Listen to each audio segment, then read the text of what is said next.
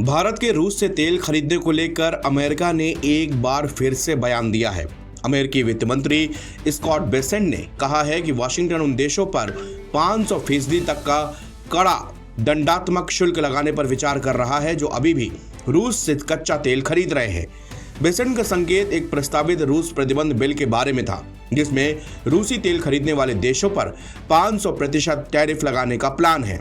हालांकि वित्त मंत्री का दावा है कि डोनाल्ड ट्रंप के 25% टैरिफ लगाने के बाद भारत ने रूस से तेल खरीदना बंद कर दिया है, लेकिन भारत ने कहा है कि वो अपनी ऊर्जा खरीद का फैसला राष्ट्रीय हित के आधार पर लेता है।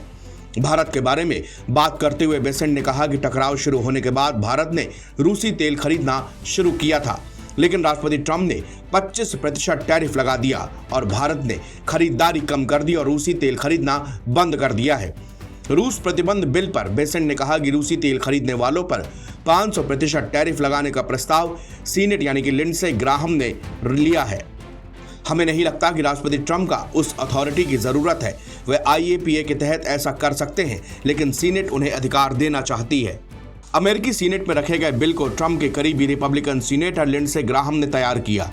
इसमें रूसी तेल खरीदने वाले देशों पर आने वाले सामान पर 500% का भारी शुल्क लगाने की बात कही गई है। रूस प्रतिबंध बिल पर राष्ट्रपति डोनाल्ड ट्रंप ने पहले ही अपनी सहमति जता दी है। इस दौरान बेसेंट ने यूरोप की तीखी आलोचना की। उन्होंने कहा कि 4 साल बाद भी यूरोप रूसी तेल खरीद रहा है। वो अपने ही खिलाफ युद्ध को फाइनेंस कर रहे हैं।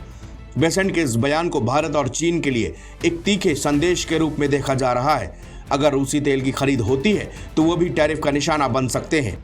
अमेरिकी राष्ट्रपति ने बार बार कहा कि रूसी तेल की खरीद यूक्रेन में पुतिन के युद्ध को फाइनेंस कर रही है। रूस प्रतिबंध बिल को तैयार करने वाले सीनेटर लिंडसे ग्राहम ने साफ कहा कि यह कानून ट्रंप को चीन, भारत और ब्राजील जैसे देशों पर जबरदस्ती दबाव डालने की ताकत देगा, जिससे यूक्रेन के पुतिन के युद्ध को फाइनेंस करने को खत्म किया जा सके। भारत ने लगातार रूसी कच्चे तेल की खरीद का बचाव किया है।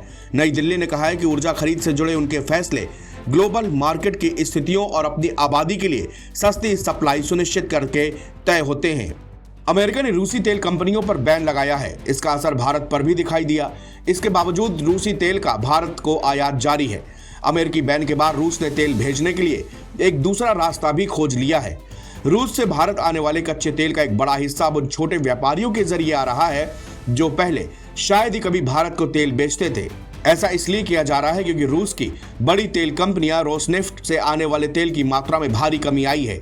डेटा बताने वाली कंपनी केपलर के मुताबिक इस महीने के पहले 15 दिनों में रूस से आने वाले कुल तेल में लगभग 43% हिस्सा यानी कि करीब 0.5 मिलियन बैरल प्रतिदिन 5 ऐसे ही व्यापारियों से आया है।